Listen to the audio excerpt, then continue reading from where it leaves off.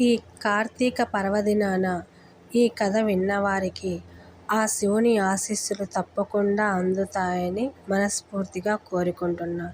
ఈ కథ విన్న ప్రతి ఒక్కరూ ప్లీజ్ లైక్ చేసి సబ్స్క్రైబ్ చేసుకోండి ఫ్రెండ్స్. ఇక కథలోకి వెళ్ళిపోదామా? ఓం నమ శివాయ. పురాణ కాలంలో ఒకప్పుడు ఒక చిన్న గ్రామంలో ఒక పేద భక్తుడు ఉండేవాడు.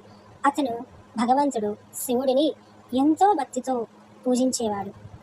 కానీ అతనికి పూజా సామాగ్రి కొనుగోలు చేయడానికి డబ్బు ఉండేది కాదు.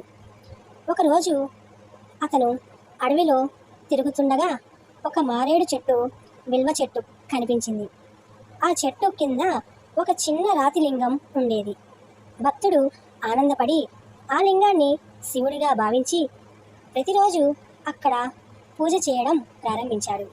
అతనికి పూలు లేకపోయినా మారేడు ఆకులు, విల్వ దళాలు తీసుకొని శివలింగంపై సమర్పించేవాడు. అతనికి నీరు కూడా ఉండేది కాదు కాబట్టి చెట్టుపై నుంచి పడే చినుకులు లింగంపై పడతాయని చూసి సంతోషించేవాడు. ఒకరోజు శివుడు పార్వతీదేవితో కలిసి భూమిపై విహరిస్తూ ఆ భక్తుణ్ణి చూశాడు. పార్వతీదేవి అడిగింది, ప్రభు, ఇతను ఏదీ లేనివాడైనా ఎంతో భక్తితో నిన్ను పూజిస్తున్నాడు. నీవు ఇతనికి ఏం ఇవ్వదలుచుకున్నావు? శివుడు చిరునవ్వుతో అన్నాడు, ఇతను మారేడు ఆకులలో నన్ను పూజిస్తున్నాడు కాబట్టి నేను ఇతనికి శాశ్వతమైన శివలోకం ప్రసాదిస్తాను. ఆ మాటతో శివుడు ప్రత్యక్షమై ఆ భక్తునికి దివ్య రూపం చూపించి అతన్ని శివలోకానికి తీసుకెళ్లాడు.